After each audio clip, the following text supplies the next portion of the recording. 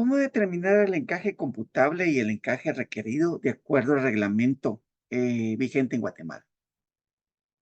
En primer lugar, recordemos, el encaje requerido se refiere a aquel porcentaje que se debe de calcular sobre la sumatoria de las obligaciones depositarias y otros pasivos establecidos, entre estos los bonos que tengan la característica de recompra inmediata, es decir, todas aquellas obligaciones cuyo acreedor, cuyo cuentaviente puede presentarse y requerir su pago.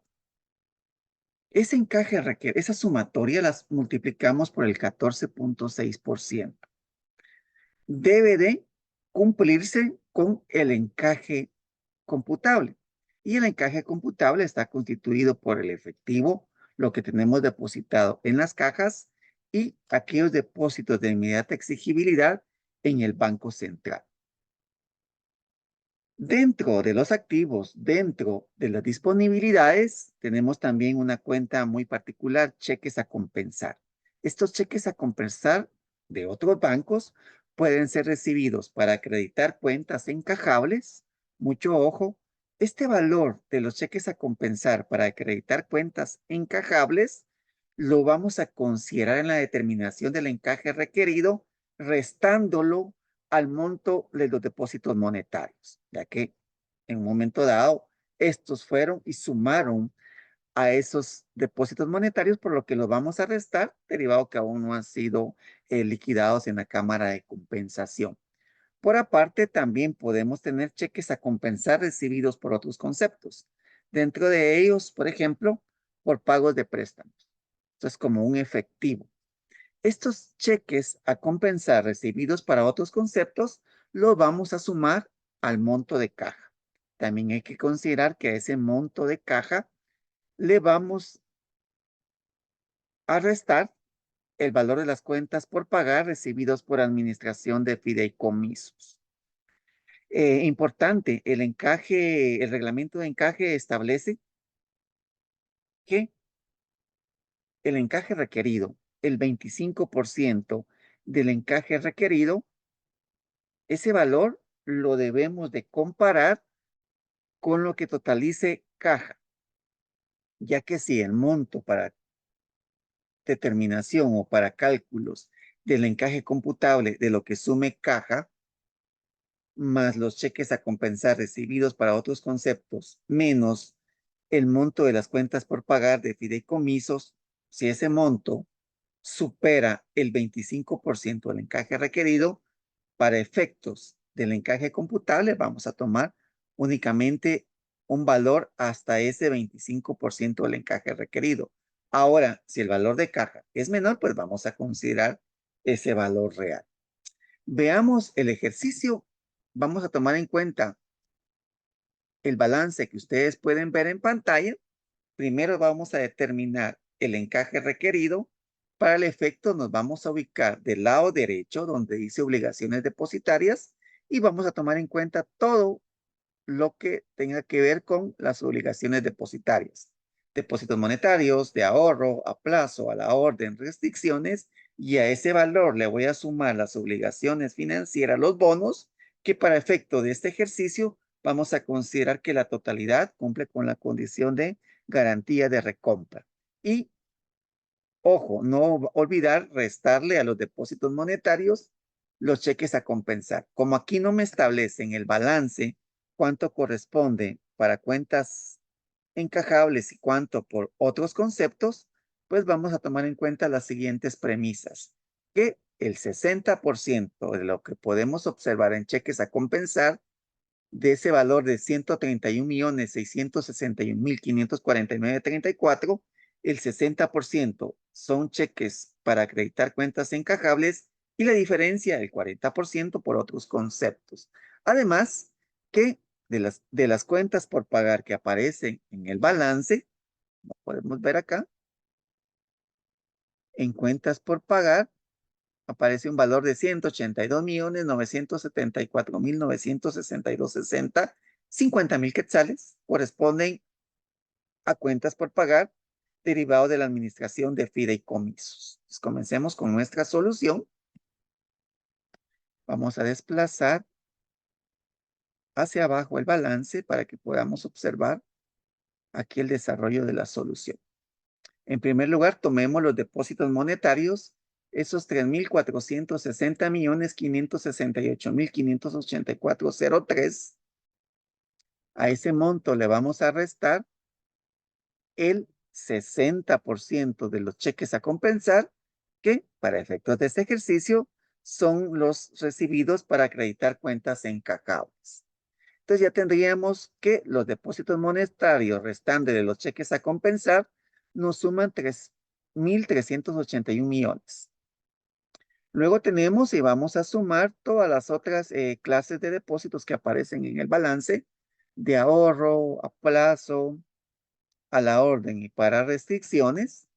Los trasladamos a nuestra hojita de Excel y ya tenemos una sumatoria de todas las otras formas de depósitos.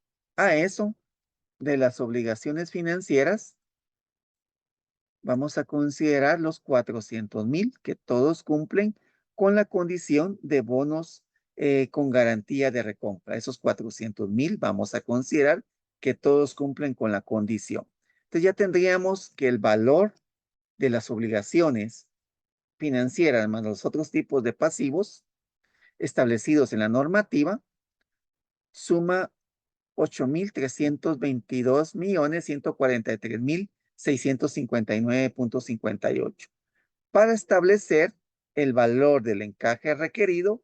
A esa sumatoria lo multiplicamos por el 14,6% y ya tenemos que el valor del encaje requerido, de acuerdo a las obligaciones depositarias, de acuerdo a las obligaciones financieras, los bonos con garantía de recompra y restando de los cheques a compensar recibidos para cuentas encajables, multiplicado por el 14,6% me da 1,215,032,974,30.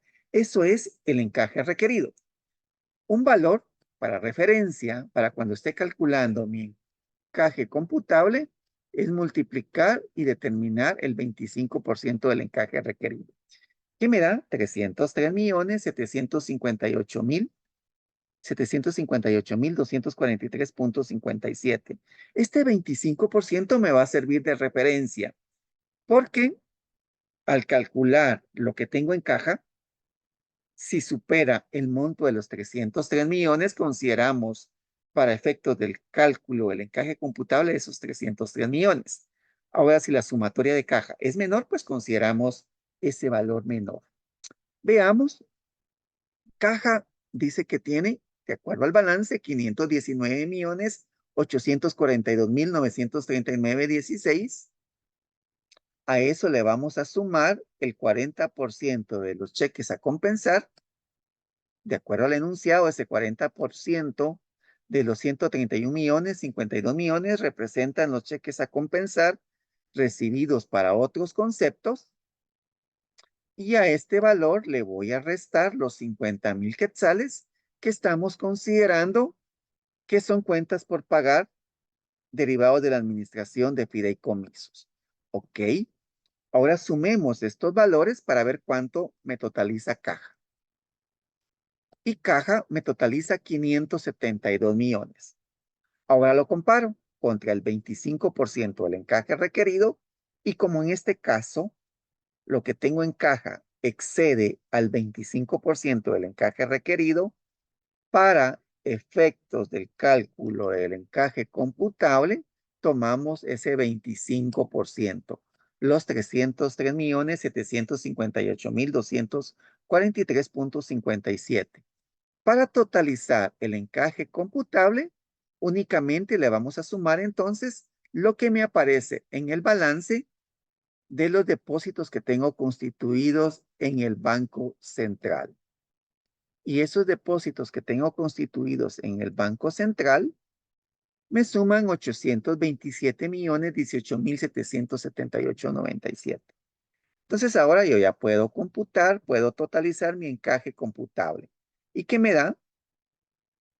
1,130,777,022,54, que es la sumatoria de lo que tengo en caja más los depósitos que mantenemos en Banco Central. Recordando que no tomamos el monto de caja porque excedía el 25% del encaje requerido. Entonces tomamos el 25% del encaje requerido como valor de caja. Ahora ya podemos establecer la posición diaria de encaje. ¿Cuánto tengo de encaje requerido? 1.215 millones. ¿Cuánto tengo de encaje computable? 1.103 millones. ¿Qué es mayor? ¿El encaje requerido o el encaje computable? Entonces, mi posición diaria de encaje la vamos a establecer al comparar esos dos valores, el encaje requerido y el encaje computable. Que en este caso, como podemos apreciar, el encaje requerido es mayor que el encaje computable. Entonces, es, nuestra posición diaria es, estamos desencajados, ya que el encaje requerido supera el encaje computable en 84.255.951.75 o podemos decir también que el encaje computable es menor que el encaje requerido. Estamos en una posición de desencaje.